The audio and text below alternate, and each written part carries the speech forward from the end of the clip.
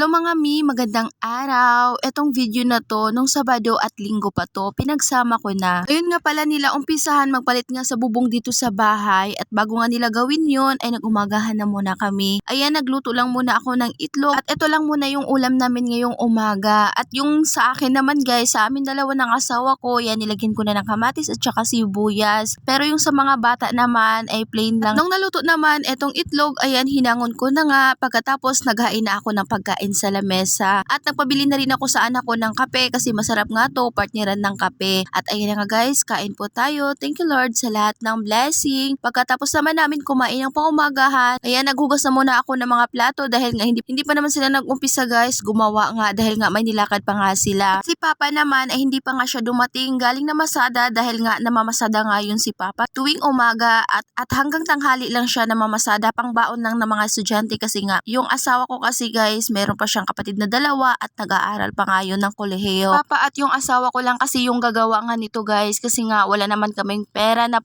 yung pangsuhol nga sa gagawa nga nito at marunong naman si Papa at tulungan nga lang namin. At sa mga hindi nakakaalam, ito ngang bahay namin guys, yung gumawa nga lang nito si Papa din. Pero nagsuhol lang kami ng dalawa na makakatulong ni Papa kasi yung time na yun ginawa yung bahay namin, trabaho nga yung asawa ko, pang umaga lagi siya kaya muha na lang kami ng makakatulong nga ni Papa. At hindi din kasi biro guys magpagawa nga ng bahay dahil nga sobrang mahal na mga materialis ngayon. Kaya nung mga panahon na yun guys, nung napagawa nga kami ng bahay, kahit hindi pa nga tapos yung bahay namin, ay lumipat na kaagad kami dahil nga hinto-hinto din kasi yung paggawa ng bahay namin guys dahil nga alam nyo na kapos sa pera. Nung nalagyan na nga ng bubong, nalagyan na ng dingding yung bahay namin at nasahigan na, kahit wala pang CR, wala pang ang sira yung pintuan, yung mga bintana ay wala pang ang jealousy, ay lumipat na kaagad kami. At yung mga bintana at yung pintuan nga, yung nilagay lang namin ay yung mga kortina lang. Hanggang sa paunti-unti ay natapos na rin. Pero ngayon nga, ayan, nasira na nga kaagad etong ang dingding kasi alam nyo na lahat naman ng kahoy ay nasisira agad. Kaya ayan, papalitan na nga namin at eto nga napag-isipan namin guys, etong ang yero para naman medyo matagal-tagal nga masira at nilagyan namin ng pintal para naman medyo nga maganda tignan. Bandang tanghali naman ay nag-umpisa na nga sila Papa at yung asawa ko gumawa nga dito. At ako naman guys, yung ginawa ko naman ay nagpintura naman ako dito nga sa mga yero kasi nga yung una naming paglagay ng pintal ay manipis nga yun kaya nilagyan na namin ng pangalawa. At fast forward, kinabukasan naman to araw ng linggo at trabaho na nga yung asawa ko, pang umaga na nga yung duty niya ngayon kaya yung kasama ni Papa nga gumawa dito, yung kapatid nga nila dahil nga wala namang pa-klase sila kasi nga linggo at ako naman yung taga-abot nila. At ayan, dito lang muna ako sa tabi, tamang upo lang muna dahil nga wala pa naman akong iaabot nga sa kanila kasi nga naglalagay pa naman ng pako si Papa. Bandang 3:00 naman ng hapon, ayan medyo umulan pa nga pero mahina lang naman yung ulan kaya ayan patuloy pa rin si Papa nga dito nga sa paggawa. Kasi kinabukasan na nga ay hindi na nga makagawa si Papa dito kasi mamamasada nga siya at wala nga din siyang katulong kasi nga yung asawa ko